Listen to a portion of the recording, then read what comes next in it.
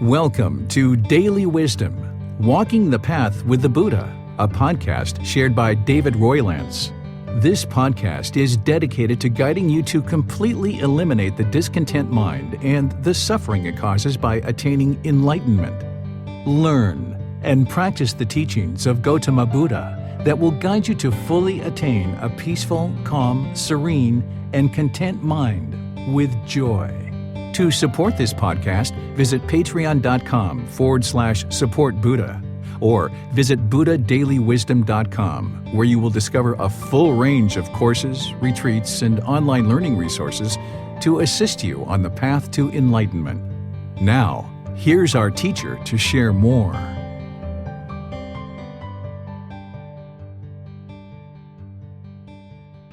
Sawadee Kap. Hello and welcome to Daily Wisdom, Walking the Path with the Buddha. Today we're going to be discussing true love, love without attachment. This is an important topic to understand as it relates to Buddhist teachings, because in the unenlightened state we often misunderstand love for attachment. What we tend to refer to as love or think of love or practice as love and describe through our language as love in the unenlightened state is actually craving, desire, or attachment, and is the reason why our relationships tend to be so complicated and so difficult. But today we're going to be discussing what is true love and how to practice love without attachment. There's a lot of misunderstanding in terms of this topic across the Buddhist community. So today I'm looking to help you understand this topic in more detail, answer any questions that you have, and ensure that when you walk away from today's talk, that you more fully understand what is true love so that you can practice this true love in all of the relationships that you have, whether it's with your partners, your children, your friends, your family, mothers, fathers, co-workers, or just an average person that you don't even know in the world, that you can learn that you can still love that person. So let's go ahead and get into this topic of true love. This topic is so important to your practice. You know, one of the most rewarding things in life is love, is just having loving, compassionate, caring, kind people around us, and also having love, care, and compassion for other people. Love is wonderful. Everybody enjoys love. But in order to really benefit and experience love or true love, we need to understand what that is. So before we get into talking about true love, what I would like to do is just do a really short talk about the second and third noble truth, because this is important as it relates to true love. And in order to understand today's topic about true love, it's important that you understand the second and third noble truth. These are two foundational teachings that the Buddha shared as his very first discourse and lay the foundation for everything else that you learn in Buddhist teachings, including the topic of true love. So let's discuss the second and third noble truth. The second noble truth is that we cause our own discontentness because the mind has craving, desire, attachment. Essentially, the mind has a longing with a strong eagerness, and it craves permanence. The mind wants certain things. It has a longing, an eagerness, a strong eagerness. And when it doesn't get what it wants, then the mind is displeased or discontent. This is why we have anger, frustration, irritation, annoyance, guilt, shame, fear, boredom, loneliness, shyness, jealousy, resentment. All discontent feelings come from the mind's craving, desire, attachment, craving, or having this longing with a strong eagerness. So this is what causes the discontent mind. It's the mind holding on, craving permanence. But everything in life is impermanent. Nothing ever is steady and fixed. Whatever arises is going to cease to exist. So if we try to latch on and we try to hold on, then the mind is going to be discontent when it doesn't get what it wants, when it doesn't get what it expects. So this is the second noble truth, that we cause our own discontentness through craving, through desire, through attachment, this mental longing with strong eagerness. The third noble truth is that we can eliminate the discontent mind by eliminating the craving, desire, and attachment. Because the problem in the second noble truth, the cause or the problem, is that the mind holds on, it latches on, it has this strong eagerness, this longing. The way to eliminate it, the discontent mind, because that's the cause, the way to eliminate it is to eliminate the mind's tendency to hold on, to latch on, and to have this longing and this strong eagerness. And the Buddha gave us two remedies for this. Breathing mindfulness meditation, which is a training of the mind, active, dedicated, independent session to train the mind actively to eliminate its natural tendency to hold on and latch on. And then the other practice that he gave us is generosity, that through sharing and being generous, letting things go, it trains the mind to be unattached and it doesn't have this longing or this strong eagerness. So these two noble truths are very important as we move into talking about true love, because you understand what we've been describing in the unenlightened state, or what we've been thinking of love in the unenlightened state, is actually not love. It's craving, it's desire, it's attachment. So the second noble truth is we cause our own discontentness when we have this mental longing or this strong eagerness, this craving, desire, attachment. And we can eliminate the discontent mind by eliminating the mind's craving, desire, attachment, eliminating its desire to hold on, latch on, and have this strong eagerness, this longing. So let's talk about true love now. So let's talk about how we think about love in the unenlightened state. Essentially, what we tend to do is we tend to meet a certain person. Let's just say we're talking about a life partner or a boyfriend, a girlfriend, somebody like this. We meet a certain person, they strike up an interest, we think they're maybe physically attractive or maybe intellectually attractive, or for whatever reasons, we've decided that we would like to pursue a relationship with this person for whatever reasons. They're kind, they're polite, they're friendly, they're handsome, they're beautiful, they have a good job, whatever it is. We look at some certain qualities or a collection of qualities and we say, this is a relationship we would like to pursue.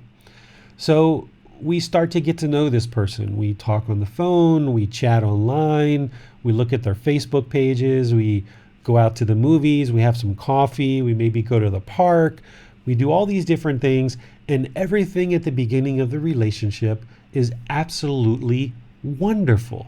It's perfect. It couldn't be more beautiful and wonderful. And the reason why is because we have no expectations of this person. We have no obligations. We have no craving, desire, or attachment.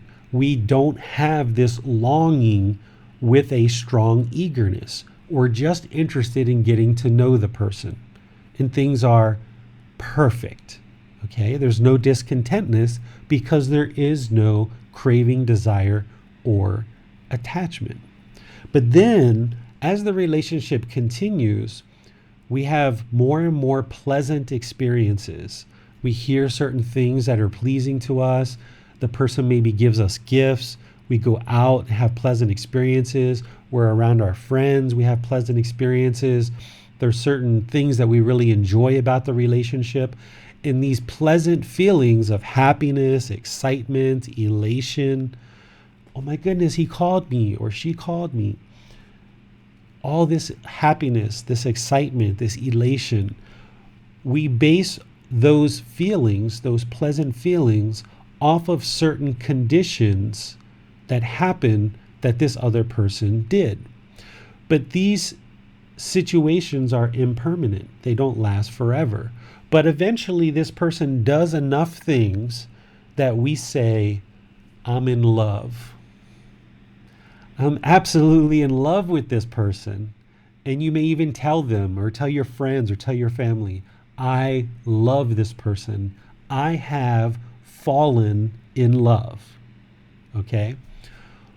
What's actually happened is the mind has enjoyed these pleasant feelings so much that there's now a craving, a desire, an attachment. There's a mental longing with a strong eagerness to be with this person. And now that this person has met certain expectations and we feel happy when we're around them, we now say that we're in love with them. And now the relationship goes on and on and on for however long it goes, and the attachment gets stronger and stronger and stronger. When we're away from them, we miss them. We feel lonely. We feel bored. We feel sad. This is the discontentness because of this longing and this strong eagerness. This is the discontentness that's being produced in the mind because of this longing and this strong eagerness, this attachment, this craving, this desire. That's why we feel the sadness, the loneliness, the boredom, maybe even the anger, right? If they go away from us for a period of time, we may even feel angry or frustrated that they've left. Well, we've caused that ourselves because our mind has latched on to this other person. And then what happens is we start creating these expectations of what we expect from this person. And we add to our list one by one by one. Even if they meet the first 2 or 3 expectations, we add more and we add more and we add more. More expectations, more attachments, more obligations, more craving, more desire, things that we want from this person. And the more we do that, the more discontent our mind becomes because the person isn't meeting these expectations.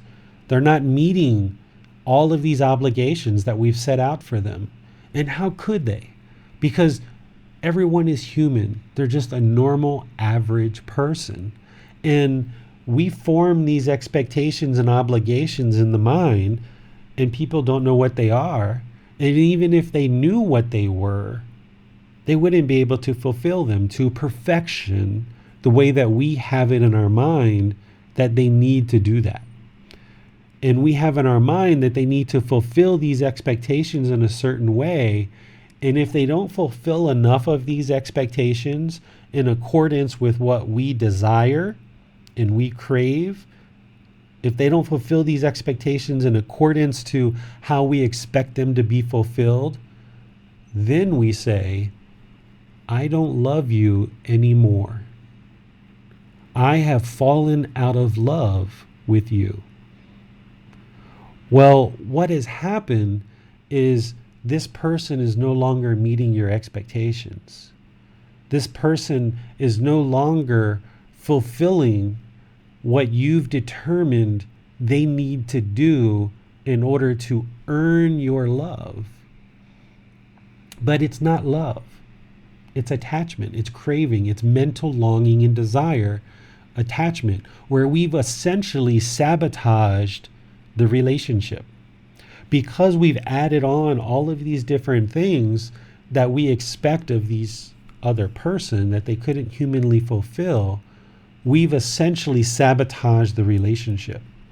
What we're essentially saying in the unenlightened state when we typically describe love is we say, I love you, therefore I would like you to be with me because you make me happy. Because you make me happy, I love you, and therefore I want to be with you, and I would like to be together.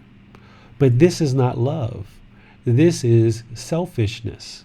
This is your own self-interest of wanting this other person to please you, wanting this other person to make you happy.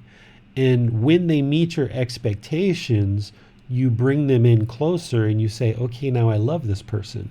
And then when they don't meet your expectations anymore, we push them away and we say, I don't love you anymore. You haven't lost the love. What you've done is you've become more and more selfish, where they no longer meet your expectations. And now we say we don't love them. What true love is, I love you. Therefore, I would like to see you be well. I would like to see you be peaceful. I love you unconditionally. I don't have any conditions on my love. I love you. And if you understand love in this way, where you're not trying to put expectations or obligations and you're not trying to draw this person in for selfish reasons, when you realize that love is all about just encouraging and supporting and being peaceful with other people, the beauty in that is you can love everybody. You can love the entire world. You can love every single human being in the world. You can love every person. You can love every animal. You may disagree with somebody's speech or their actions, but you can still love them. Love meaning, I just would like to see you be well. I would like to see you be peaceful. A genuine wish for goodwill for all beings. That's the beauty in understanding true love, is now you can love everybody. Okay? But if we have this selfish desire and we only love people when they do what we expect, now we say, I'm in love with you and I'm out of love with you. And now I can be angry and hostile and I can put up a wall around me when this person no longer meets my expectations. But when you have true love, you just love someone because they're human. You can love all people. In order to attain an enlightened mind, you need to have love for all beings. All beings on the planet, human and animal. It doesn't mean that we fall in love with people and out of love with people. Because if you love someone with true love, you just love everybody. You love the stranger on the street. You love your friend. You love your coworker. The person who's disagreeing with you in your opinion, you can still love that person. Even though they're disagreeing with you, you can still love them. Even you see somebody do something horrible, maybe someone murders or sells drugs or robs or rapes. I don't agree with someone who murders. I don't agree with their actions and what they did, but I can still love that person because I wish goodness for them. I wish peacefulness. I have good intentions and active goodwill towards them, but I don't agree with their actions, but I still love them, right? And this is how you get over resentment. There was a question recently in our Facebook group about how to get over resentment. And this is how you do it, is you learn about true love and you practice true love.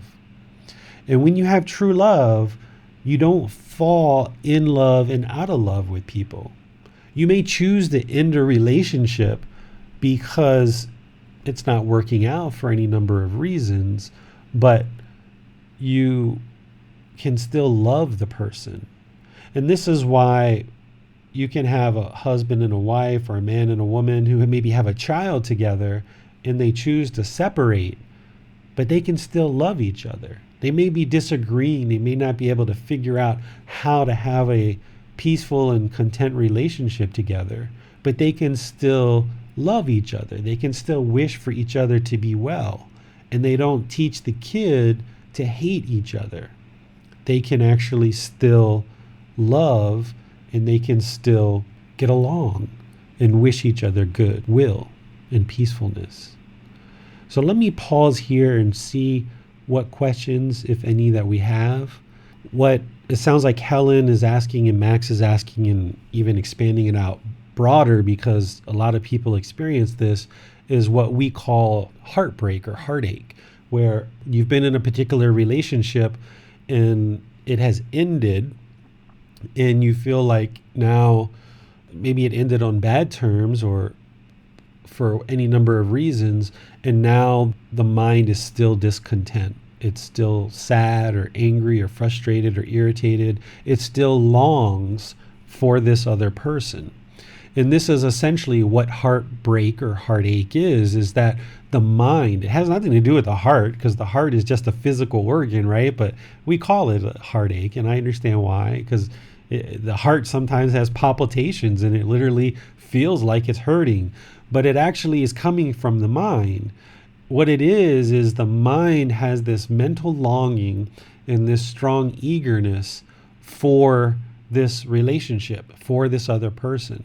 There were certain enjoyable experiences that you had with this other person. When you had that other person, the mind felt happy. It felt excited. It felt elated. It felt joyful. It felt wonderful. It felt pleased. It had pleasurable feelings with this other person. Essentially, the mind latched on to this relationship and to this other person and all these experiences. And the happiness was based on those conditions. And now, because those conditions have changed, because of impermanence, i.e. the relationship has ended, now the mind doesn't like that, because the mind still has this longing and this strong eagerness for this relationship and for this other person. It's still longing. It still has this strong eagerness. It still wants this other relationship. This is how the mind holds on, and it craves permanence. The mind is uncomfortable and it dislikes impermanence. When things change, the mind doesn't like it. The mind craves permanence. It wants to hold on and latch on permanently. And now that the relationship has ended, we call it heartache or heartbreak, because the mind has sadness, frustration, irritation, boredom, loneliness, whatever we have. And those mental feelings, it kind of makes the heart hurt a little bit, or a lot of it in some cases. This is all the second noble truth. And this is why I started with that talk, is that it's the mind being discontent because it's attempting to hold on and latch on, and it has this longing and this strong eagerness for the other person in this relationship. But what you've got to do is you've got to convince yourself that this relationship is over. It sounds like he has a wife, he has children, he has twins, babies. He lied to you. And that's part of what's made this harder for you, is that you're probably not a person that would do this sort of thing. And you didn't envision him to be that kind of person either. But he did. He lied to you. So you've got to convince the mind that this relationship is never going to work. It's never, never, never going to work. Even if he left his wife and came to you right now, that's not going to be well for you, because he cheated on his wife. Even if he became your husband, he's probably going to cheat on you too, perhaps, because he hasn't changed his ways. He's still lying. He's not practicing the precepts. He's having sexual misconduct, and he's lying. This is why his actions have caused harm, and this is why it doesn't feel good, and this is why the Buddha taught the 5 precepts about sexual misconduct and not lying. So even if he left his wife and came to you, it's probably not going to be a productive, healthy relationship. And you probably know that on a certain level. But the mind is still latched on here. So you've got to convince yourself that this relationship isn't going to work. It's not going to happen. And even if it did happen, it's pulling this man away from his family, which is not good karma for you to do that. So you've got to move on with your life. You've got to recognize that this was an unfortunate situation, but luckily you found out when you did, and now you can move on. And what you've got to do is you've got to implement breathing mindfulness meditation on a regular, consistent basis, because that's the remedy for this problem. And you've got to practice generosity, because the problem isn't what this man did. Yes, this man was wrong to cheat on his wife and to lie to you, that wasn't correct. And he's suffering himself from his own actions and his own speech. That is a problem, but that's not the ultimate problem that's causing the heartache or causing the mind to be discontent. The ultimate problem is that the mind has this longing and this strong eagerness, and it keeps holding on, and your life is kind of stuck where you're not able to go out and meet other partners and enjoy true love and enjoy new relationships that can be really fulfilling for you. So the ideal situation would be that you work on yourself, you work on your own mind, you get to a point where your mind can be peaceful, calm, serene, and content with joy, that you understand what true love is. And then when you decide, or if you decide to have future relationships, that you can do that in a healthy way where your mind doesn't latch on. Because if you don't look at the core problem, if we look at the problem as this other person and it's his fault, it's his problem, and we're just looking externally for the problem, then we never fix the ultimate problem, which is actually in the mind. The actual problem is your mind is holding on. So you've got to fix that. And the only way to fix it is with breathing, mindfulness, meditation, and practicing generosity, and learning more and more and more about true love so that you can practice true love, right? This is one of the biggest challenges about attaining enlightenment in the household life. As a household practitioner, learning true love and how to practice that, not only with our life partners, but with our children, with our parents, with our friends, with our co-workers, and everyone else. Because in the ordained path that the Buddha set up, there's no boyfriend, there's no girlfriend, there's no husband, there's no wife, there's no kids. You basically leave everything behind, and that is one way to enlightenment. But it's not the only way.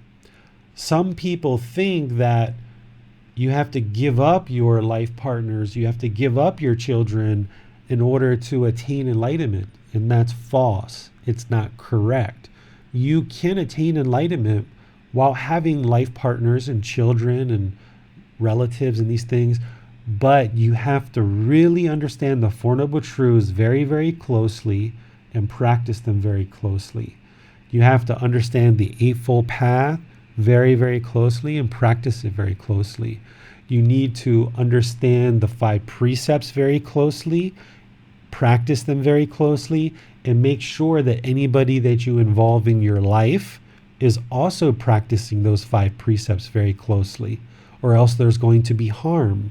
If other people are committing sexual misconduct or lying or stealing or all of these other things. So you can attain enlightenment in this household life, but you need to understand the Four Noble Truths, the Eightfold Path, the 5 precepts. You have to understand true love. You have to understand Gama, the 3 poisons. You have to really dedicate time and effort to learning and practicing these teachings. And it takes time, right? You can't look outside for satisfaction. You have to resolve the internal conflicts in order to have fulfilling relationships. Otherwise, if we load up these expectations and we load up this mental longing and strong eagerness, we're just sabotaging our relationships. And this is going to be very problematic throughout our life. Any follow-up questions on that, Max, or anyone else? So we have a question from Amina, and Amina asks, is wishing peace and wellness the same as love? If so, then if we learn of a crime or something hurtful happening in the world, if we follow the path, then we should wish well to everybody, those who commit crimes as well as those who are the victims of those crimes. Absolutely. And that's what an enlightened mind is going to do, is it's going to not have hatred and anger, and it's not going to have hostility, and it's not going to wall itself off from all of these people who we feel have harmed us or that are doing harm in the world, right? It's that second poison of hatred or anger. The primary problem is craving, greed, this outward searching, this latching on with the mind. But the second poison is this hatred, this anger, this hostility, this frustration, this irritation, this ill will, where we wall ourselves off from people who we disagree with, or for people who disagree with us. Just because somebody does things that we disagree with, we tend to, in the unenlightened state, put up these walls and block ourselves off. And because of this, we're inhibiting the ability to realize the natural enlightened mind, where we can have a peaceful, calm, serene, and content mind with joy, smile and be joyful with everyone, because we're kind of fearful and we're kind of looking out for all these harmful things that might be happening around us. And we're looking to wall people off, and we don't like this group, and we don't like this group, and we like this group, and I'm going to block this guy because he's doing that, and I'm going to block this girl because she's doing that, and she always disagrees with me. So the unenlightened mind becomes almost neurotic with fear, looking out for enemies and walling itself off. And the unenlightened mind feels like, as long as I wall myself off from all these people, and I don't hear people who disagree with me, then I can be peaceful, calm, serene, and content with joy. But then somebody pops up in your life that disagrees with you, and now your mind's discontent.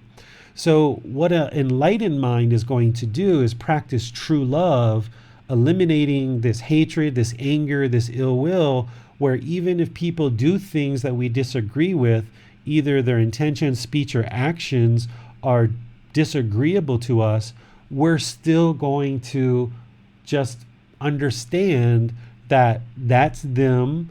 I disagree with it, but I can still love them. I can still have care. I can still wish this person peacefulness. I can still have a genuine interest in seeing this person be well, even though I disagree with their intentions, speech, or actions. And that's unconditional love.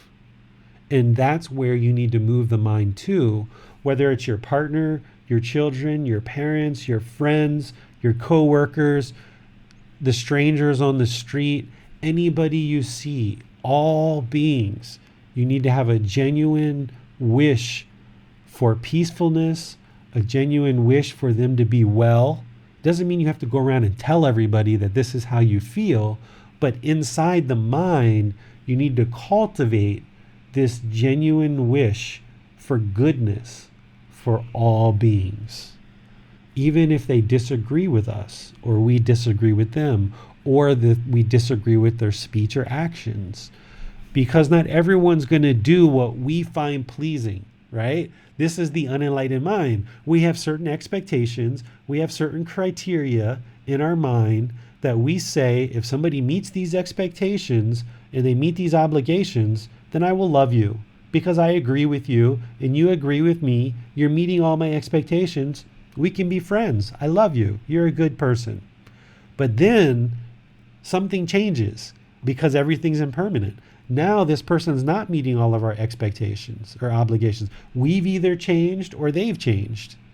And now, because of this change, now we say, I don't love you anymore. I don't want to be around you. I don't like you. I'm blocking you out of my life.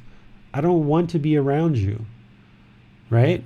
So this is what the unenlightened mind does. But what the enlightened mind does is recognize that this person maybe talks harshly, maybe they're hostile, maybe they're unkind, unpolite, maybe their actions, maybe they steal, maybe they cheat on their wife. I don't want to be around it. I'm not going to participate in the lies. I have a genuine wish for you to be well, right? I'm not going to participate. I'm not going to lie. I'm not going to condone what you're doing or support those unwholesome activities, but I still love you. You're still a human being, and I still have a genuine wish. I have a genuine interest in seeing you be peaceful and seeing you be well. right? And I may choose to be away from this person, or I may choose to be with them, and I may choose to try to influence them in a positive way. The Buddha didn't say whether we should be with these people or away from them, but we should have a genuine interest in seeing them be well and seeing them be peaceful. And this is what an enlightened mind is going to do. Whether you choose to be around the person or not is up to you, but I would suggest not to participate in any of the unwholesome decisions that they're making, because then the results of that is going to come back to you. We have a question from Mirza. So Mirza asks, is there a concept of tough love in the teachings of Gotama Buddha? This is interesting because Max and I were just talking about this the other day. Yes, we were. Yeah. So the Buddha, he had 4 ways that he talked to people. Okay. The first one is he would talk gentle, and he would try to teach people with gentle speech. And this is how I've talked with all of you guys. And I always talk gentle because you guys respond to gentle speech. And then the second way that he taught is he said he talked sternly, firmly, right? Stern. We think that a Buddha is like sitting on a clouds and every single word he says must be fluffity, fluffity, fluff with lots of clouds.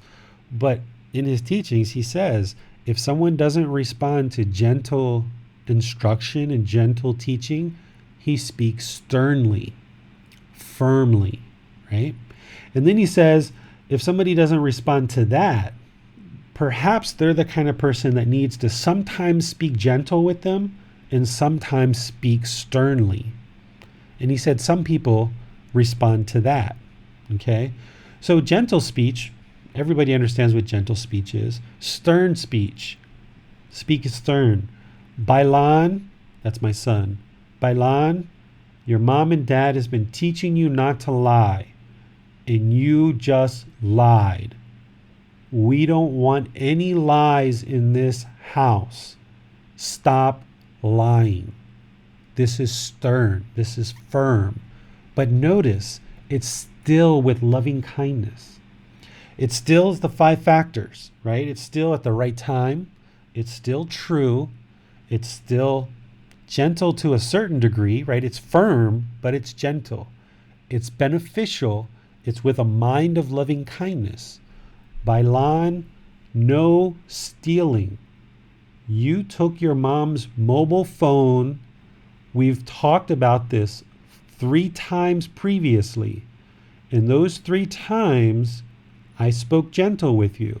But now Daddy has to talk firm with you because you're not correcting your behavior. You're still stealing your mom's mobile phone to play video games. That's not correct. You need to ask her permission. Do you understand? This is stern, right? So with my son, I use the third option, which is most of the time I always speak gentle, and if he gets the lesson and he gets it, we're done. We're good to go. But if we have to discuss this multiple times and he's getting worse and worse, sometimes I speak sternly to him. I speak firmly, right? This might be what we call tough love, okay? So these are the 3 ways: gentle, stern, or some people need gentle and stern, okay? And then there's the 4th option. This is an interesting one. The Buddha said, if somebody doesn't respond to gentle speech, they don't respond to stern speech, they don't respond to gentle and stern, then the 4th one, he says he kills them. Yeah, he literally says, I kill them. And then somebody speaks up. It's a Brahmin or like Hindu priest. He says, but enlightened one, how could you ever kill somebody? Your discipline says you don't kill, you don't take life. How could you ever kill somebody? He says, Brahmin, killing somebody in my discipline and my teachings means that I stop teaching them. I no longer teach them. If they don't respond to gentle speech, they don't respond to stern speech, and they don't respond to gentle and stern speech, then I kill them. I stop teaching them. That's the same as killing them, right? That's what the Buddha essentially said. Now, with children, we can't just stop teaching them. They are our children. We have to guide them. That's our responsibility, to restrain them from evil. This is part of what the Buddha said is our roles as parents. We need to restrain our children from evil by teaching them and giving them wise lessons. So with children, we need to talk gentle, and sometimes we need to talk firm. But with other people, if gentle speech didn't work with, for example, say Max, I've only ever talked gentle to him. If that didn't work, I just wouldn't teach him, because there's no reason for me to talk firmly with Max. He's a 30-some-year-old man, and if he's not interested in learning, then he's not interested in learning. So I would just kill you, Max. so Wouldn't want that. Yeah, we wouldn't want that, right? So with adults, you're essentially talking gentle, but with children, you may need to speak sternly. And if you can think about the Buddha 2,500 years ago, with all of these various people becoming his disciples, essentially the Buddha was their adopted father, essentially. He was essentially adopting thousands and thousands of monks, bhikkhus and bhikkhunis, as they became his students. He essentially became an adopted father. So for them, yes, he talked gentle, stern, and gentle and stern. And then if they didn't respond, he killed them. He basically kicked them out of his teachings. We wouldn't think that a Buddha would kick a student out. But if somebody's being disrespectful, if someone's being hostile, if someone's not responding to his teachings, why would he keep spending time and effort and energy to keep teaching this person if they're not responding to his teachings? He's got all these hundreds and thousands of people that need to learn from him, and he needs to guide them on enlightenment. If he keeps having to spend all this time with this person who's not responding to his teachings, why do it? It's like drilling holes in people's head or talking to the wall. So he would kill them. He would kick them out, and he would stop teaching them. And this is their karma, because they weren't responding to his teachings. They were being rude or disrespectful or repeatedly hostile. So he killed them. So with children, we have to be patient. We need to be loving and kind. We need to be compassionate, and showing them our patience and our all of those things. They will practice those same ways if we are that way with them. But for me, if I was teaching any of you guys and you didn't respond, then I wouldn't speak any other way other than gentle with you, because I'm not Gotama Buddha 2,500 years ago.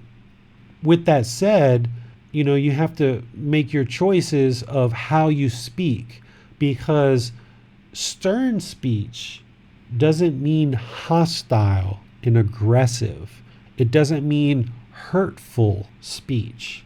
Stern or firm speech just means that the tone of your voice is going to change, and maybe the look on your face, right? When my son does something like, maybe he lied about something, and it's such a small lie, and we know that, but we want to impress upon this young child how important not lying is. So after I've talked to him 2, 3, 4 times about lying, if he lies again, all the gentle speech isn't working, then, daddy kind of makes his eyes look a little bit mean, and I look into his eyes and I make him sit up real straight, and I kind of change the tone of my voice a little bit. It's actually the same words that I use when I'm speaking gently, but I'm just speaking a little bit more sternly and firmly, so he knows this is serious. Because if I just keep speaking gentle 2, 3, 4, 8, 10 times, and he keeps doing the same problem, we know the definition of crazy or insane. It's doing the same thing, expecting different results. So if I keep speaking gentle to him 2, 3, 4 times, and it's not creating change in his life, then I need to go to that tough love or that stern speech, where I'm just a little bit firm, my eyes are a little bit looking into him, and I just kind of look at him real firmly, and I speak real firmly. I usually have him sit on the floor, and I will sit up in a chair, or I will stand while he's sitting on the floor. I need to be above him to take care of his ego. So the position of where you talk to your children is very important. So if we're trying to give Bailan a really deep lesson on something, he's usually going to sit lower and his mom and dad are going to sit up higher. So he's going to sit on the floor, we're going to sit on the sofa. Usually if we're teaching him, he's going to be sitting on the floor and we're going to be standing up, or we're going to be sitting in a chair. And this creates a hierarchy in his mind where he will respond better to this.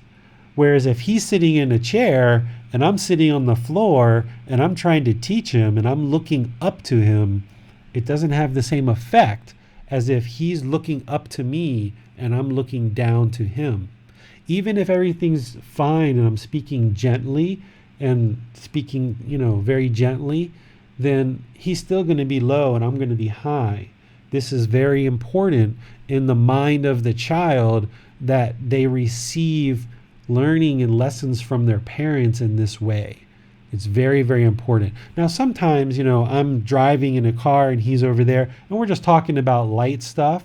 But if something serious is going on in the household, he's going to be sitting lower and me and his mom are going to be sitting higher in order to teach him and make sure that he understands the situation. So these are very important. And also positioning is very important, that my wife and me sit together, right? We sit like here and then our son sits in front of us. So he sees mom and dad are united. He's looking at mom and dad. It's not like mom's off to one side, dad's off to another side, and the kid's over here. We actually sit in a position where mom and dad are united, so that when dad talks, it's the same as if mom's talking. And if mom's talking, it's the same as if dad's talking. And our son is looking up to us. And in this way, we can train him and we can teach him, we can influence his mind to a much higher degree than if we do it otherwise. So yes, tough love or speaking sternly is important, but you still have to be kind, you still need to be polite, you still need to be calm, peaceful, and content, just maybe with a more firm voice. That's tough love. Or another aspect of tough love, like when I was growing up, I would get in trouble with the police. Believe it or not, I used to get in a lot of trouble, and my mom wouldn't come get me. She's like, you got yourself in trouble, you get yourself out. And those were some of the best lessons I could ever get.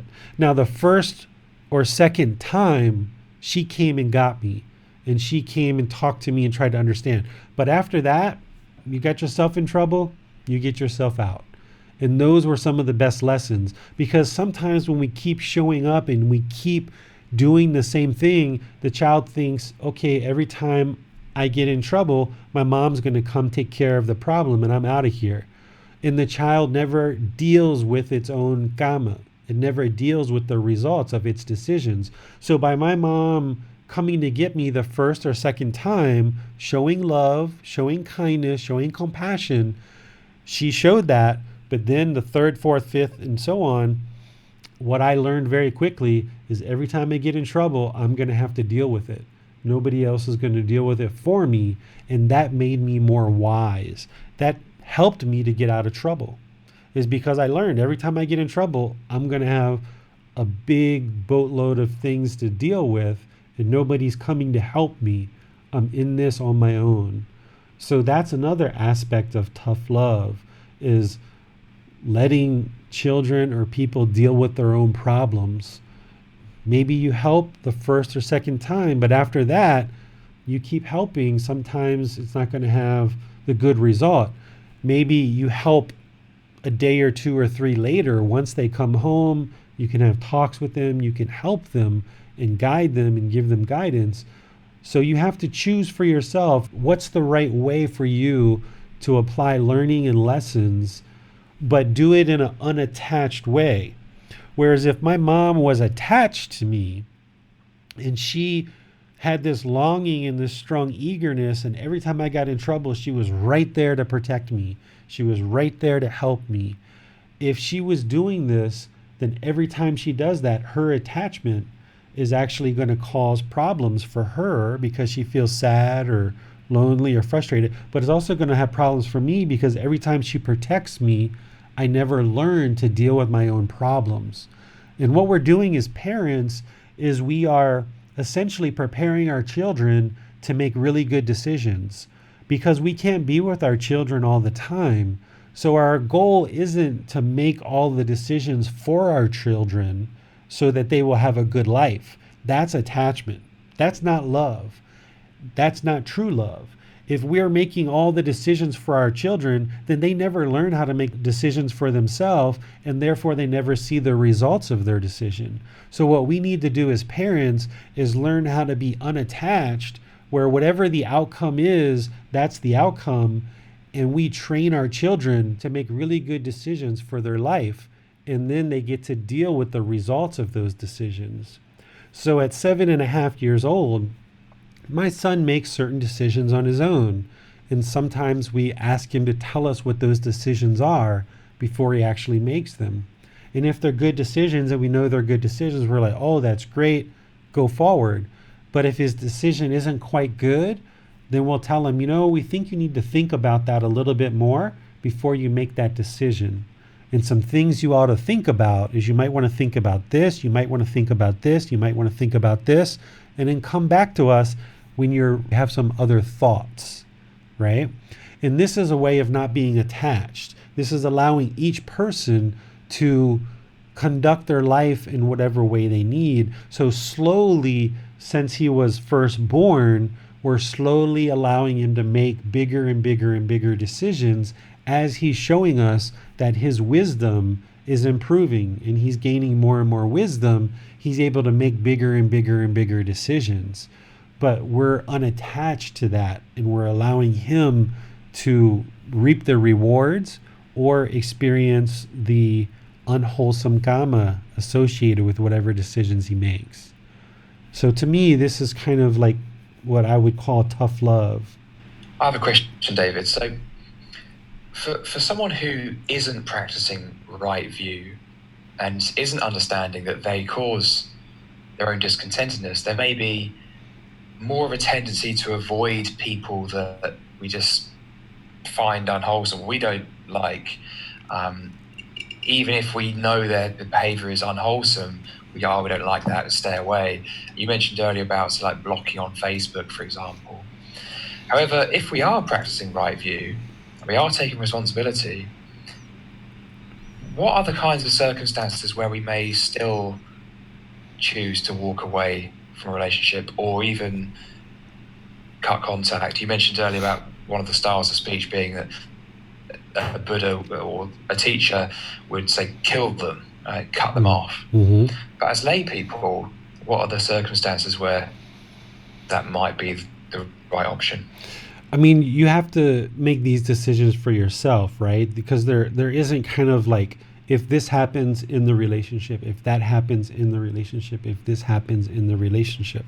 Everybody's different, and you have to have a certain amount of patience, a certain amount of compassion, a certain amount of walking this journey together, and you're both evolving together as partners or as your children. So I wouldn't be able to give you a list and saying if somebody does this in the relationship or if somebody does this in the relationship, because everybody's going to make those decisions differently. But what I can tell you on the flip side of that is that if you involve people in your life that are learning and practicing these teachings, even if they're not actively practicing Buddhist teachings, but if you notice that through other traditions, they happen to be practicing certain aspects of these teachings, you'll know that those are going to lead to good results. For example, if in order to surround yourself with people that are practicing these teachings, if you're looking for a life partner, of course you want to look for someone who isn't killing, right? Not just isn't killing human beings, but if they're killing animals, if they're killing, other beings, that's going to produce unwholesome results. Their mind is very comfortable killing, and that means that there's going to be unwholesome results of that. If you surround yourself with people who aren't stealing, right? If people are stealing that are around you, that means their mind is comfortable with causing that harm. And if they're stealing from other people, they're going to steal from you too. It's only a matter of time. You're going to get that harm.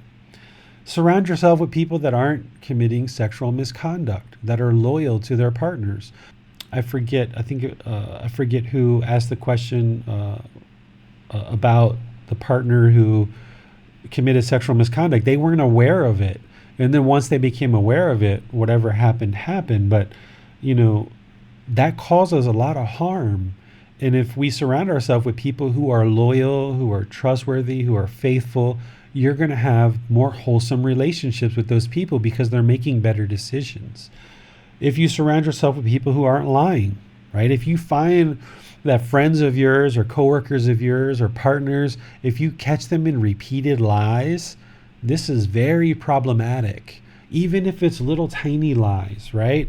Because if someone's willing to lie to you over repeated situations, that means they're probably doing some other things as well. And it's going to result in unwholesome things. And then the fifth one, you guys understand, I'm talking about the 5 precepts here. If somebody is taking intoxicants in order to cause heedlessness, if they're taking substances that cause heedlessness, this is going to cause harm to their mind. Therefore, if they're in your life, it's going to cause harm to you. And I'm not saying to block those people out or walk away from them, but I'm saying you have to be very aware of their intentions, their speech, and their actions are going to be harmful. So you want to surround yourself with people, even if they don't consider themselves Buddhist practitioners, but you see people that are practicing these things, these sorts of things, you're going to have good results in those relationships, whether they're friends or partners or what have you. And then on top of that, if you go to the Eightfold Path with right view, if you surround yourself with people who accept responsibility for their problems, which is right view, accepting responsibility for our own problems. If you are around people who are always blaming everyone else for their problems, eventually they're going to blame you for all their problems. So you should surround yourself with people that are accepting and responsible of their problems. Right intention is all about harmlessness, non-ill will. So if you surround yourself with people who are practicing harmlessness, right intention, you're going to have better relationships. If you surround yourself with people who are practicing right speech, they're speaking at the right time, what they say is truthful, they speak gentle, they speak beneficial, they speak with a mind of loving kindness, they speak blamelessly, they're not gossiping, they're not slandering, they're not idle chatter, all of this frivolous speech, right? If you surround yourself with people like this, you're going to have better, more wholesome relationships. And then you can go right on down the line, right? Right action, all the way through the Eightfold Path. What you can start doing is selecting partners, selecting friends, selecting jobs, selecting employees to work for your companies if you're a boss, selecting bosses if you have a boss, selecting bosses who you observe are practicing these teachings, even if they don't consider themselves Buddhists. You know that they're not killing, they're not stealing, they're not committing sexual misconduct, they're not lying, they're not drinking intoxicants or taking other substances that cause heedlessness. You know that they're practicing right view, right intention, right speech, right action. You're going to have wholesome relationships with partners, friends, co-workers, employees of yours if you're a boss, bosses, jobs. If you surround yourself with these kind of people, you'll have more and more good, wholesome results.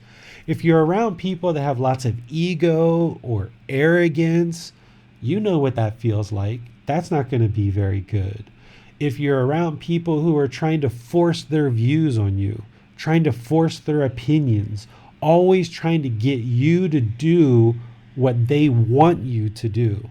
This is their craving. This is their expectations. And they're trying to push those opinions. They're trying to push those views. They're trying to force you and mold you into being and making decisions the same way that they do.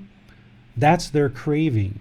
And that's not going to amount to a good relationship with you and for you. So if you look at these kind of wholesome qualities, people are practicing loving kindness, active goodwill towards all beings. People who are practicing compassion, they have concern for others' misfortune. They're practicing sympathetic joy, where when somebody else is successful, they feel joy about that. They don't feel jealous. You see them practicing equanimity, calmness of mind, evenness of temper. They treat everybody impartially, right? They're not racist. They're not discriminatory based on sex or sexual orientation or race or creed or their country of origin. When you see these wholesome qualities that the Buddha is teaching, you're aspiring to be that kind of person, and you're striving more and more to be that kind of person. So you surround yourself with these kind of people, you will do really well in the world. The Buddha actually said we should seek out good, wholesome companions, associates, and comrades. This is what he said. He said, if we have these type of people around us, our mind will lean towards enlightenment much more readily. So for example, if you're in a group of people who are using drugs and alcohol and having multiple girlfriends or boyfriends, they're lying, they're stealing, things like this, your mind's going to tend to go in that direction because you're around that kind of activity, those kinds of people. Whereas if you're around people who are practicing these sorts of qualities that we're talking about now, then your mind is going to move in that direction. And as a group, you can be more supportive and encouraging of each other in order to attain enlightenment. And this is why it's wonderful when like a whole entire household is learning and practicing these teachings. So right now, if you're practicing these teachings as a person in your household, but your partner or your children or other people in your household aren't practicing these teachings, it's going to be a little bit harder for you because they don't understand. So the more people that you can involve in learning and practicing these teachings, not only your family unit, but your extended family of friends and coworkers, it's only going to be better for you. This is why it's so great. Like Amina, she's got her daughter and her husband and her are all kind of working together to learn and practice these teachings. You can all support and encourage each other towards enlightenment. And this is what true love is all about, right? It's not about Amina forcing her husband to do this and having these expectations that he will do this or else she's going to leave him, right? That's attachment. That's craving. That's not true love. That's craving. What I'm sure Amina did was kind of invited her husband and encouraged him and allowed it to be his choice, whether he chooses to learn and practice. That's true love. That's wishing others to be well. That's having a genuine wish for the peacefulness of other beings and allowing each being to make a choice on their own in order to step forward and do certain things. So what craving attachment is that we call love is I have a certain set expectations and obligations that I'm trying to impress upon somebody else. And when they fulfill those things, I will say I love them. And when they don't fulfill them, I don't love them. This is craving. This is attachment. This is selfishness. What true love is I love you just the way you are. Sure, you can learn these teachings and you can practice these teachings and you can be a better person, but that's your choice. That's up to you. And if you would like to learn these, great. And if you don't, that's okay too. And you love this person regardless, unconditional love. So we need to have the freedom to allow everybody to make their own personal choices. But then in certain situations, Max, if I was with a partner and I saw killing, I saw stealing, I saw sexual misconduct, I saw lying, I saw substances that cause heedlessness, I saw a lack of loving kindness, a lack of compassion, a lack of sympathetic joy, a lack of equanimity. If I see a lack of taking responsibility for their problems, I see them having intentions to harm people. I see them practicing ill will, hatred, and anger. I see them speaking hostile and aggressive towards people. Yeah, I'm not interested in being with that person because it's not going to be good for me. But where you decide to either improve that person and help that person, encourage them to learn, or whether you choose to eliminate and finish the relationship, that's a personal choice for each individual that you have to make on a case-by-case basis. Got it. Thanks, David. Yes, all makes sense. And I think there's also a middle way to be drawn here, and there's an understanding we need to bring about that compassion does not mean putting ourselves in harm's way. And so if we are in a relationship where there is harm being done, then we can still have compassion, even though it may be necessary to remove ourselves from that harm. Right. And remember, the number one principle of loving kindness and compassion is you have to have it for yourself first. You know, there was a couple of sessions ago where there was a young lady on our session where she was in an abusive relationship, and her male partner was abusive to her and very traumatic, and she's still in the relationship.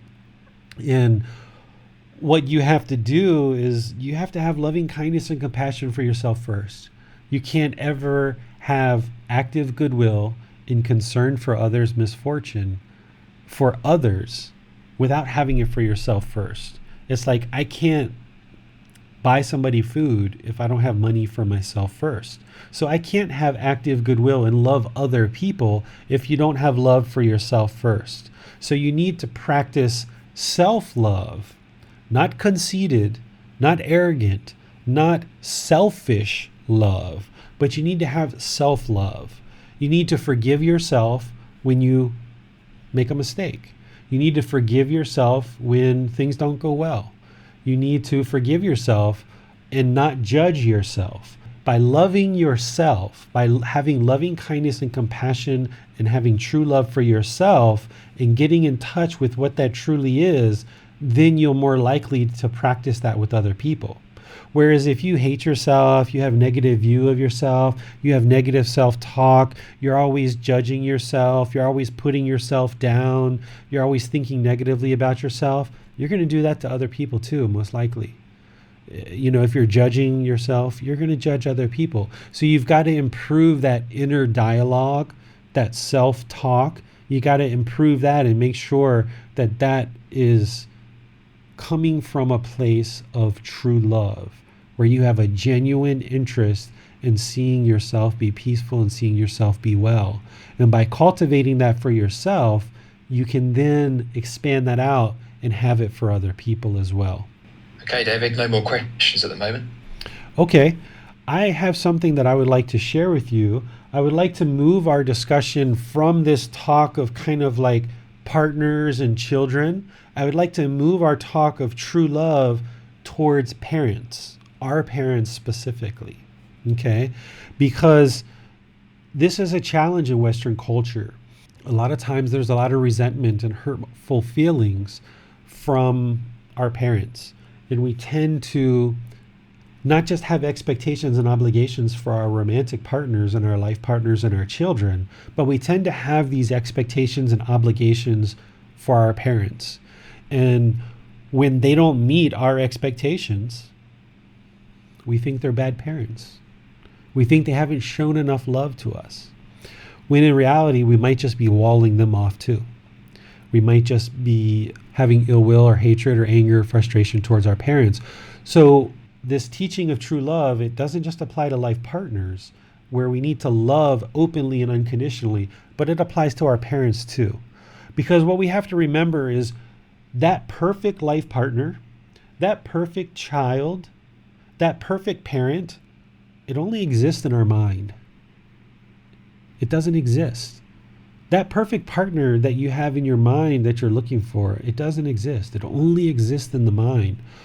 What happens is we project this perfectness on our partners, on our children, on our parents, and we expect them to be this perfect being, but we're not perfect ourselves, and we expect this perfectness from them. And when they're not perfect, then they don't meet our expectations, and we start walling them off and blocking them off.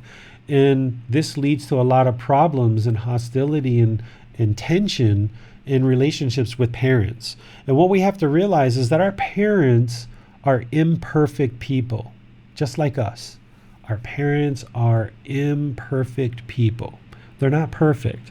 And they are parenting us through whatever wisdom, whatever intelligence, whatever knowledge they have from their life. Whatever they grew up with, whatever they've evolved to, they're parenting us through that. And while our minds might have evolved and we think that there's some other things that they should be doing, the reality of the fact is that they're doing the best that they can do in most cases. They're dealing with a lot of struggles in life, just like everybody else. So if we maintain these expectations and these obligations, not just for our life partners and our children, but if we maintain them for our parents are never going to be able to meet those expectations. Same as our siblings, our brothers and sisters. They're not going to be able to meet these expectations that we hold, these obligations that we hold, and it's just going to create tension in our relationship. And what we have to do is we need to be accepting of all people and just love them for who they are and have unconditional love for them. We may not agree with their intentions, their speech, and their actions for our parents or our siblings, but we can still have love. We can still have a genuine wish for their well-being.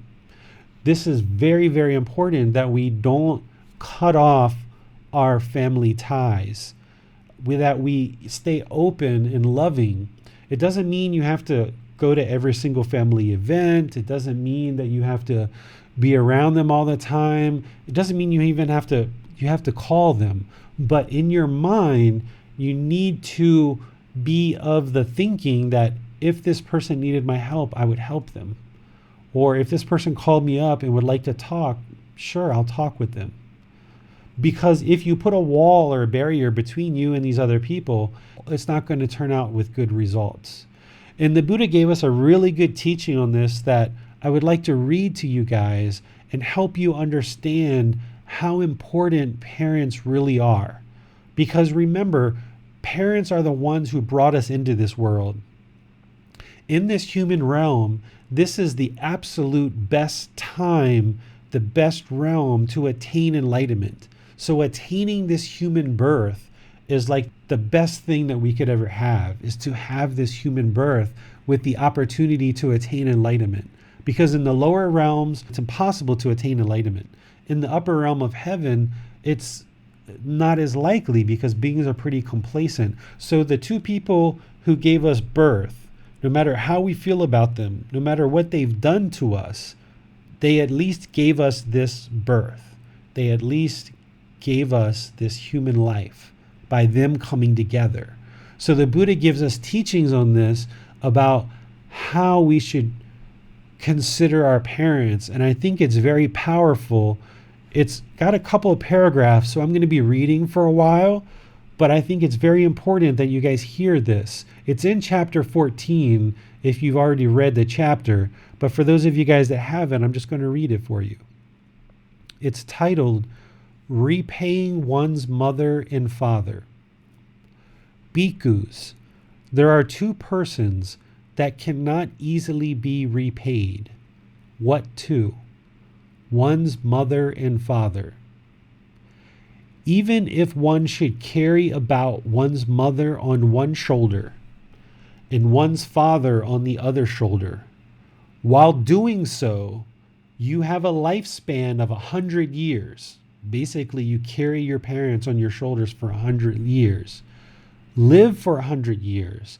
And if one should attend to them by anointing them with balms, by massaging, bathing, and rubbing their limbs, and they even void their urine and excrement, like cleaning up our parents' urine and defecation, one still would not have done enough for one's parents, nor would one have repaid them.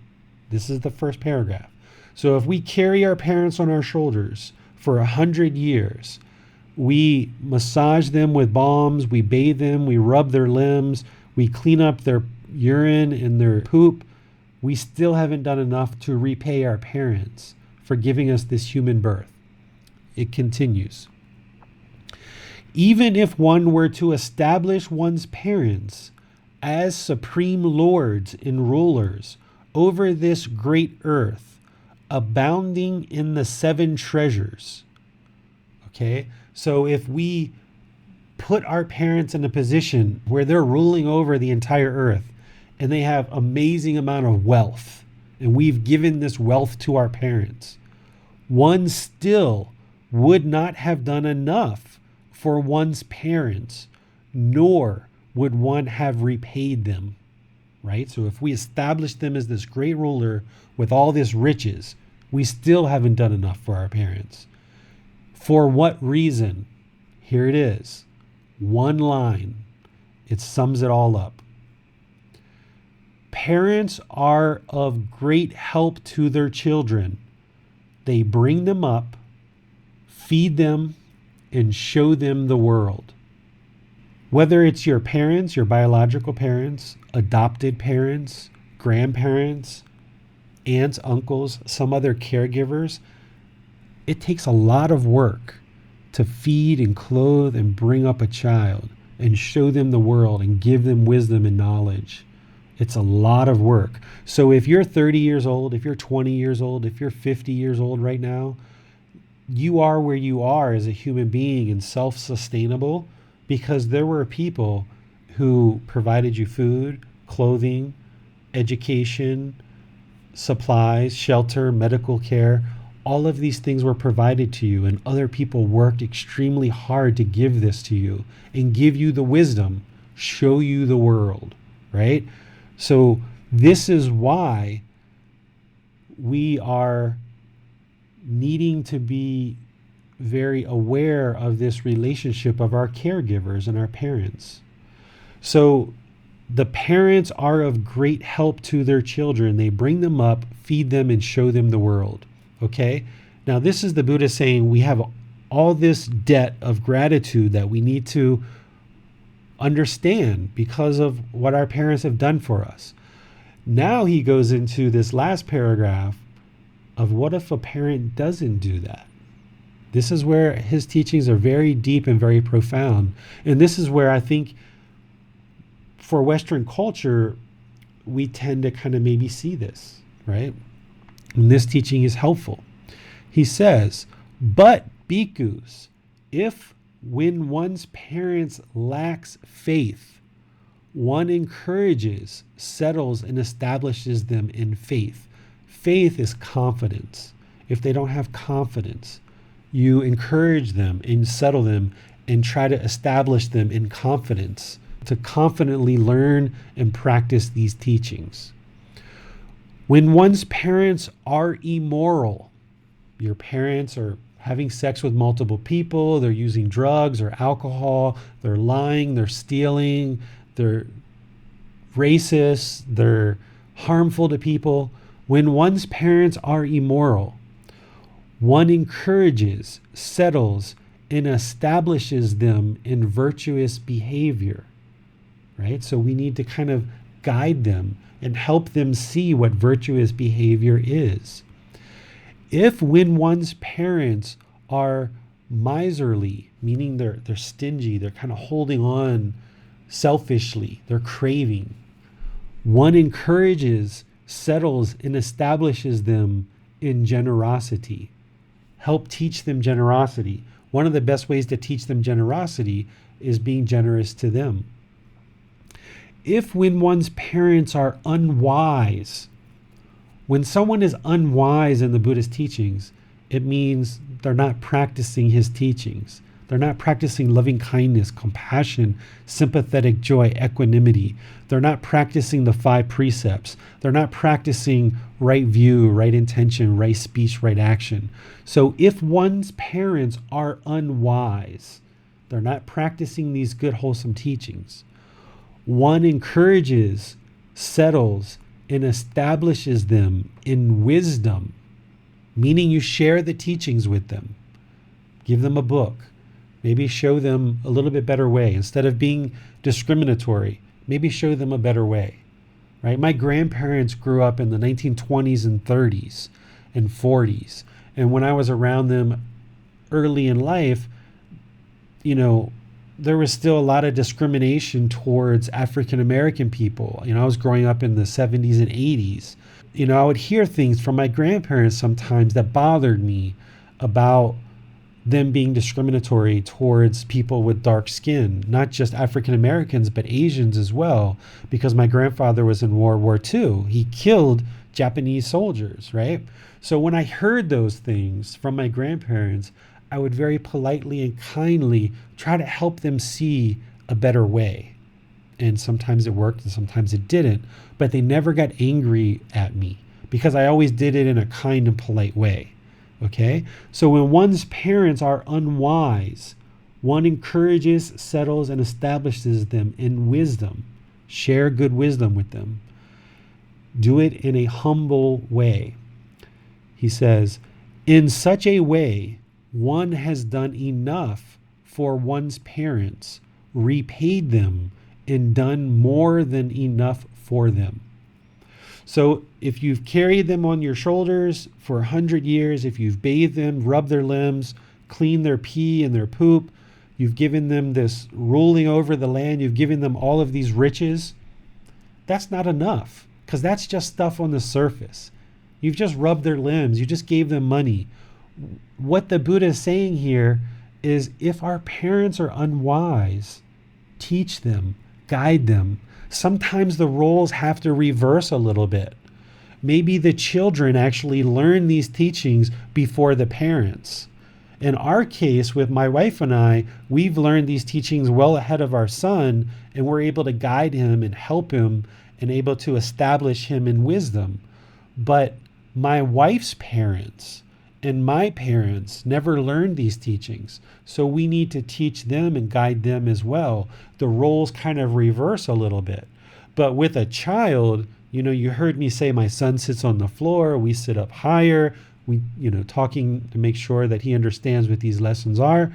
But with our parents, we have to take a much different approach, and we have to be very wise about how we share these teachings with them, because in their mind, they think that maybe they're above us because we're their children. So we have to kind of humbly and peacefully share these teachings with them in a way that they will accept it and they will understand it, and it will improve the condition of their mind and improve the condition of their life.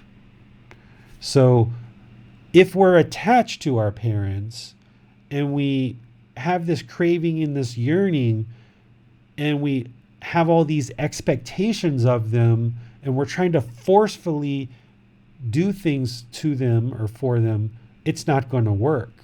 The relationship's going to be discontent.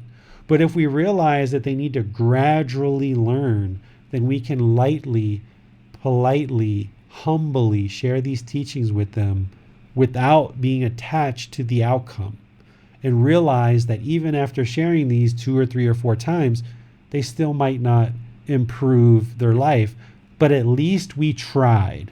And that's what the Buddha is saying here, is that if you try to do these things, if you try to encourage, settle, and establish them in virtuous behavior, in generosity, and wisdom, then in this way, you've done enough for your parents. And if at that point, you need to kind of create some distance, then okay, then that's understandable. So you have to figure out, like Max was saying, is what's the middle way? Where's the real middle for you here? And for every single person, that's going to be a little bit different. Questions, Max? And then, David, how about if we try all these things, we instill them with faith, generosity, we try and drop nuggets of wisdom in there, around, say, right view, taking responsibility, but it's just not of interest, then what do we do? That's where you have to be unattached to the outcome. And you have to realize that their life is their life. They're making their own choices in life, and you need to be comfortable with whatever choices they make, and know that they're on their own path. And if they don't improve the condition of their mind, and they don't attain enlightenment in this life or at death, then they need to be reborn. And that's just the way that it works. And you need to be unattached to that. There's no part of these teachings where we're evangelizing, where we're going out and forcing people, where we're trying to impress upon others they have to do this or all these bad things are going to happen to them. We're not evangelizing, right? You don't see evangelist Buddhist practitioners. I mean, there's probably some somewhere, but it's not part of the Buddhist teachings, because in order to attain enlightenment, it has to be a series of about 1 million or 5 million decisions that you make to pick up the book, to learn, to meditate, to focus on the breath, to refine your meditation practice, to learn about the Four Noble Truths, the Eightfold Path, the 5 precepts, to learn about the Brahma Viharas, to learn about all these things. There's no way to force somebody or coerce them into learning and practicing these teachings. Enlightenment just doesn't work that way.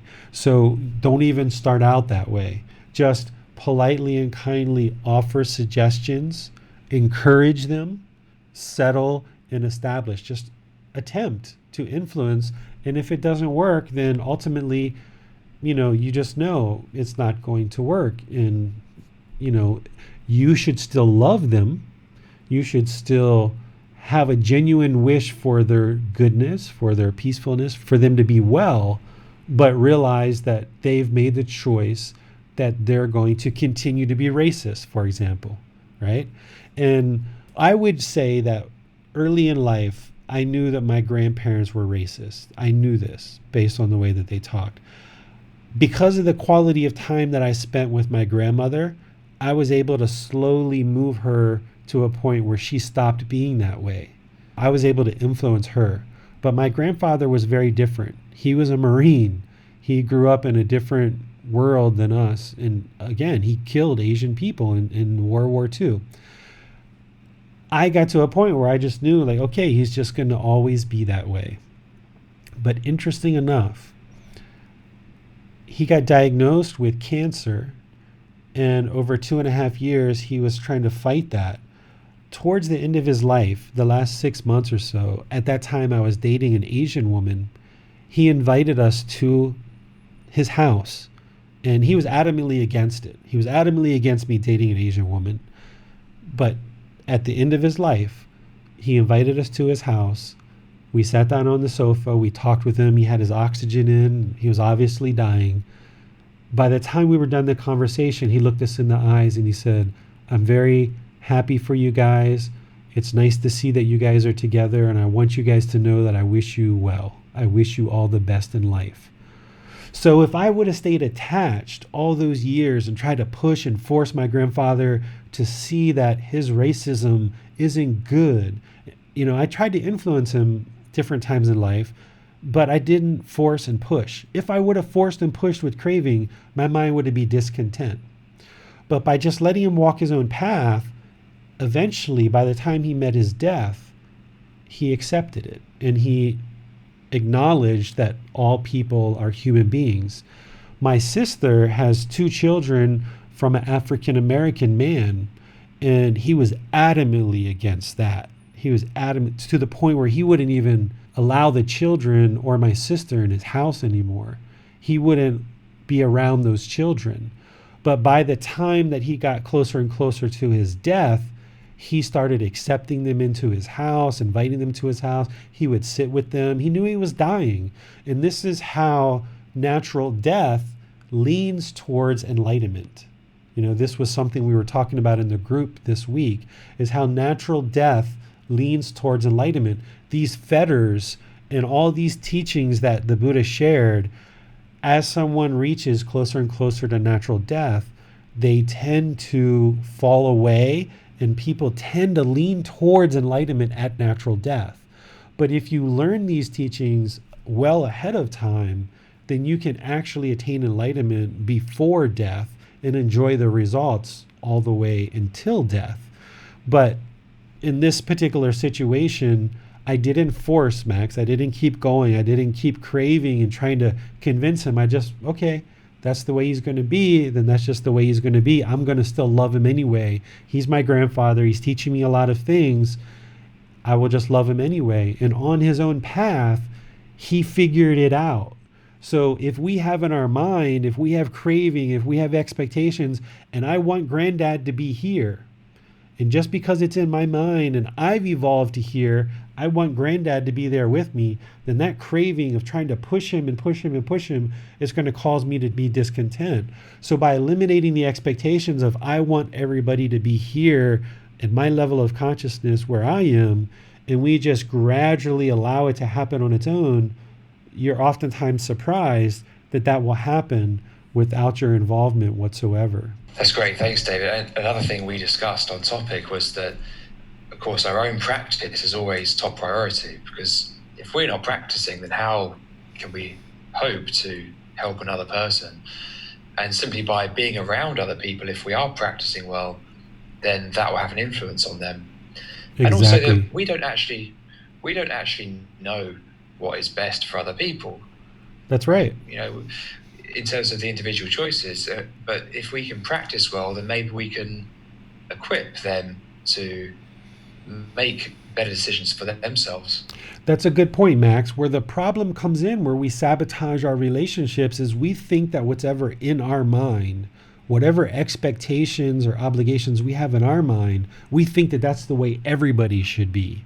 And that's the permanence, right? That's the mind craving permanence, is that we think just because of what's in our mind and it all works for us, that we need to impress this upon everybody. And now what happens is we sabotage relationships because we're trying to force and influence everybody to do things our way. And we're doing it with such a longing and such a strong eagerness that it causes discontentness for us and other people. So we need to just allow everybody to be everybody, whoever they are, and just love them for who they are. Just love everybody for no reason other than the fact that they're human, and love them without condition.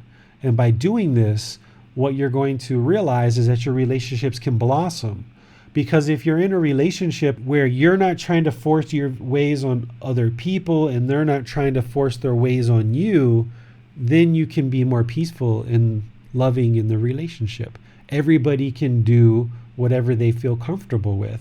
And if they feel comfortable being together, then that's great. If you feel comfortable being apart, then that's fine too. So we have a question from Bill. Bill asks, what is the best type of meditation when we're struggling with a strong attachment for a parent? Since my dad passed away a couple of years ago, I've become much closer to my mum. And when I think about her struggles of pain and thoughts of loss, it's very difficult to drop the attachment.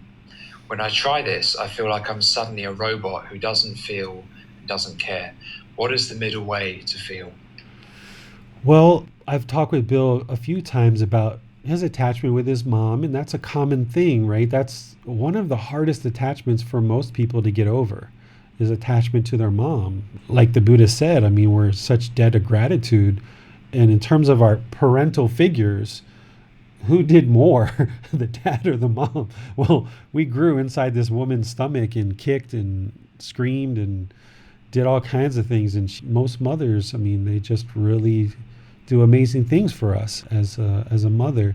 So that's a really hard attachment, but it's an attachment nonetheless. And it needs to be eliminated.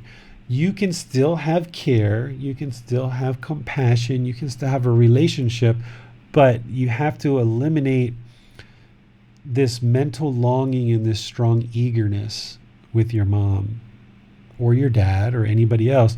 So, Bill, you asked about what meditation. Remember, there's only two meditations: breathing mindfulness meditation, which addresses craving, that first poison, and loving kindness meditation, which addresses the second poison, hatred or anger. The third poison gets addressed by learning and practicing the teachings, gaining wisdom. So craving, attachment, desire, mental longing, strong eagerness, it's always going to be breathing mindfulness meditation. The attachment and discontentness that you're feeling with your mom is the same attachment you feel to, let's just say you had a car and somebody scratched your car. Those look on the surface as two different problems. That I'm discontent because my mom is not healthy, and that's making me frustrated. And somebody scratched my car, and that's making me angry. On the surface, they look like two completely different issues, but they're actually the same problem. It's the craving of the mind. It's the mind having this longing and strong eagerness for permanence, wanting things, expecting things to be a certain way. And when they're not that way, we're disappointed, we're angry, we're frustrated. So because these two things are actually caused by the same problem, the solution is exactly the same. Breathing, mindfulness, meditation, and generosity. That's what's going to slowly train the mind to move it towards not holding on so tightly. And I can tell you that some people don't attain enlightenment until certain people in their life have died. So you want to continually actively work to try to eliminate this mental longing and strong eagerness towards your mom that you have, Bill, and keep working at it with breathing, mindfulness, meditation, with generosity, with trying to not be attached and find that middle way. But don't be surprised if that attachment doesn't get eliminated until she actually dies. You may have to experience that, and you may have to have that sadness with that in order to eliminate your attachment. One of the ways that I eliminated attachment with some of my relatives is while they're still alive, I envisioned in my mind as if they were dead. Like if I would be sitting in my room for a couple of hours or whatever, I would just kind of visualize and kind of get in touch as if I had just got news that they had died. And I cried. And even though they were still alive, I cried because I really kind of created in my mind conditions where I considered them to be dead. I just wanted to create the feeling as if they were dead and what that would feel like when I would get that news someday. And I got really in touch with that over multiple times. I got really in touch with them actually being dead and that I'd gotten that news, and it made me sad, it made me cry and everything. But then when I was done, I picked up the phone and called them and just said, "Hey, how you doing?" And it was great because I got in touch with that feeling of what it was like for them to be dead, and I experienced all those feelings. And I asked myself, if they were to die today, have I said everything that I wanted to say to them? And have I had every conversation that I needed to have with them? And I made sure I had all those conversations and I flushed all that stuff out while they were still alive.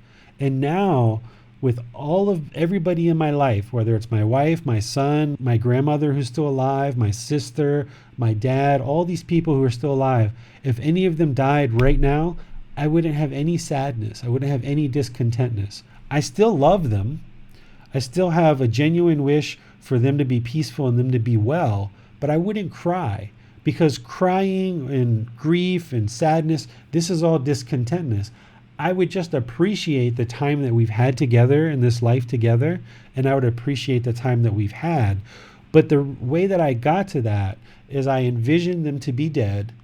I thought of any conversations or any topics that I haven't had discussions with them on, and I called them up and had those discussions with them. So all the family members that are in my life, everybody that I have as family, there's no discussion that I haven't had that I feel like if they died today, that, wow, I never got a chance to say this to them. Every single family member that I have, I've had every discussion that I've needed to have with them, and I wouldn't feel anything other than genuine love and gratitude and a wish for their well-being if I found out that they died today. So that could potentially help you to eliminate this attachment with your mom, is kind of envision her to be dead and think about any conversations that you haven't had yet with her that you feel like you need to have. Because when she dies, at that point it's too late. And if there's any words or any conversations that you haven't had, or you feel like there's any thoughts in your mind that you haven't been able to communicate, once she's dead, it's too late. And now it's harder to get rid of that attachment.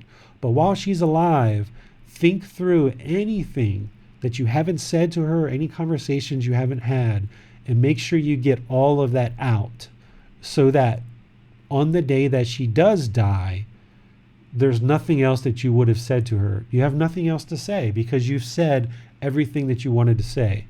And if there's anything that you need to hear from her, ask her those questions. Ask her how she feels about certain things.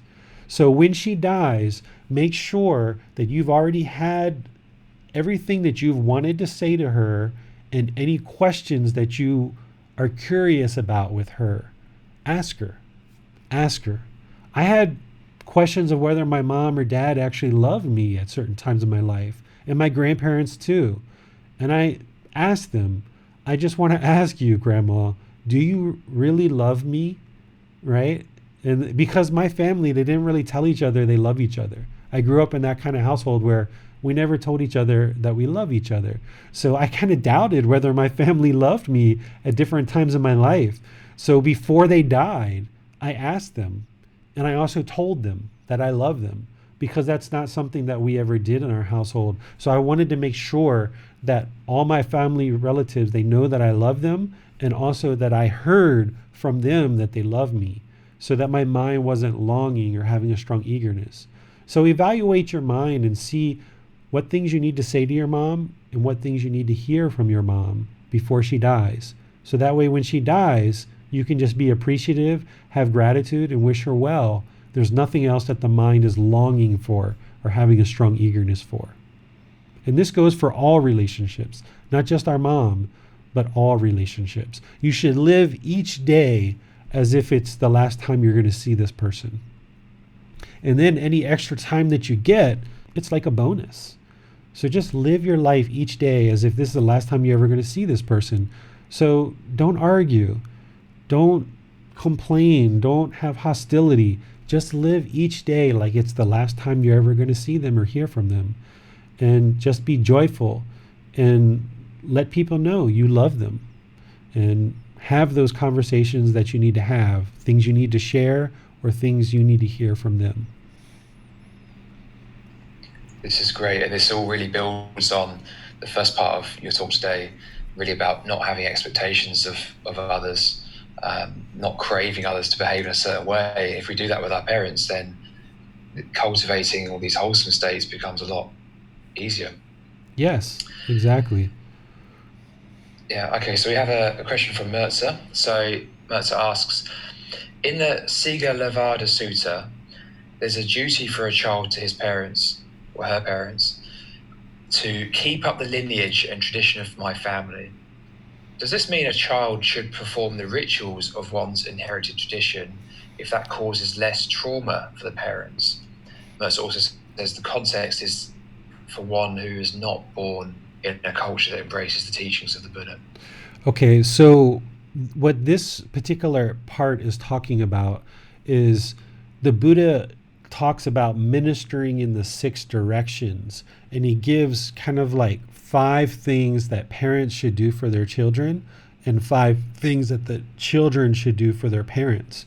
And one of those is the Buddha says that the child should carry on the tradition of the family. Essentially, the children, the translations that I use, he talks about the children should learn the trade of the parents. So if the dad's a welder, the child should learn that and carry it on, or a blacksmith or something like this. This is the way that things happened 2,500 years ago. Is we didn't have the type of educational system that we have today, where a child can think up anything that it would like to become. It can go get educated, and then it can become and have that occupation. Where in the old days, you basically grew up and you apprenticed under your parents, and whatever your parents did, you carried on that good name and that good business by building the gamma of the family bigger and bigger and bigger, so that your family would be better and better known with a better and better reputation for providing that particular service or product to the community. And that's what the Buddha taught 2,500 years ago. And if that works for you and you would like to do that, go ahead and do it. But there's a difference in today's world where we actually have the ability to go out and get educated. Maybe my dad's an electrician, but I would like to be a computer programmer, and I can go pursue that. So we don't need to learn the trade of our parents in order to carry it on unless you're in that particular type of culture. Here in Thailand, there's some families that do it that way, but there's some families that don't. He's not talking about the spiritual traditions or ceremonies and things like that. He's talking about the trades, the craftsmen, the livelihood of the family. By the children learning this from their parents, it grows and grows and grows and makes the family more prosperous, and it helps the family. But this particular teaching, if it applies, then that's great. You can do that. But if you aspire to do something else, you should do something else and build up that for you. Because if you have craving to be a computer programmer, but you just do electrician just because your dad does it or my dad does it, then my mind, I'm still craving the computer programming, and I'm going to be reborn if I die with that craving. So you've got to pursue whatever interest and goals that you have and fulfill those. This particular one, you don't have to worry about it unless it applies to you. Thanks, David. That's all our questions. Okay, so let me just kind of summarize true love a little bit before we finish up for today.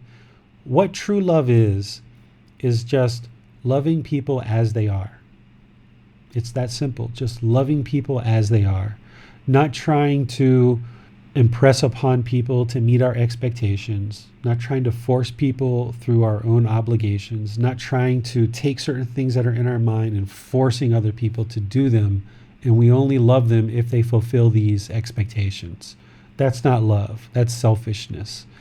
That's, I only love you if you fulfill these expectations, and if you don't fulfill these, then I don't love you anymore. That's not love. That's craving. That's attachment. What true love without attachment is just loving people as they are.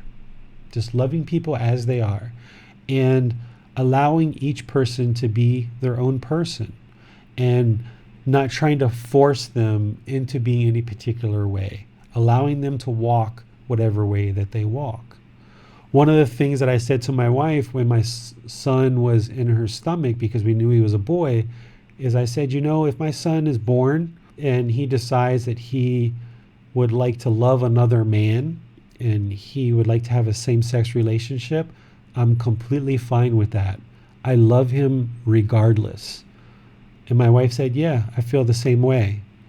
And I said, if he grows up and he decides he needs to have a sex change and he isn't interested in being a boy anymore and he would like to be a woman, I would love him regardless. Her and I talked and said our only role as a parent is to support and encourage our son to be whatever he decides he would like to be. That's true love. Support your partners, support your children, support and encourage your parents, your brothers and your siblings in whatever they would like to be. Don't try to force your expectations and obligations on other people. Just love people as they are. This is true love. And if you can get to that point where you can have that same love for all beings, you're not trying to force or impress upon other people to do things your way. You don't have expectations, you don't have obligations, you don't have requirements for people to earn your love, that you just love all beings because they're human beings, because they're animals. You just have a genuine wish for all beings to be well, without obligation, without expectation. You just love all beings as they are. This is love without attachment. And you can have much more fulfilling and wholesome relationships this way, because it's going to feel peaceful, calm, serene, and content with joy, because there's not this longing and strong eagerness where you're trying to force each other to do certain things. So work on learning this more. Work on even more trying to practice it, right? You may need to revisit this topic many times. You may need to read the chapter many times. You may need to ask questions in the Facebook book about this many times. You may need to have many private conversations about this. You need to think about it. You need to reflect on it. You need to figure it out intellectually, let it soak into the mind, and then you need to apply it in daily life through practice. And it's only then that you'll realize the real results of practicing true love as you see your relationships blossom and they become more fulfilling because the relationships are more peaceful. When there's not craving, desire, and attachment in the relationship becomes peaceful. It blossoms. So this is what you will see. But it takes more time to learn what true love is and loving without attachment. And then it takes even more time to practice it in all situations. Just because we've discussed it today doesn't mean you're going to be able to go out and practice it tomorrow. So keep reading the chapter multiple times. Listen to this talk on the podcast multiple times. Ask questions in the Facebook group. Contact me privately and work on learning about true love and applying it in your daily life. And until next time, have a very, very wonderful rest of your day. And let me just end by saying I love you. Thank you for joining. I wish you well. I wish you peace. Sawadee krap. Thank you for listening to this podcast. To provide support for this podcast, visit patreon.com/support Buddha.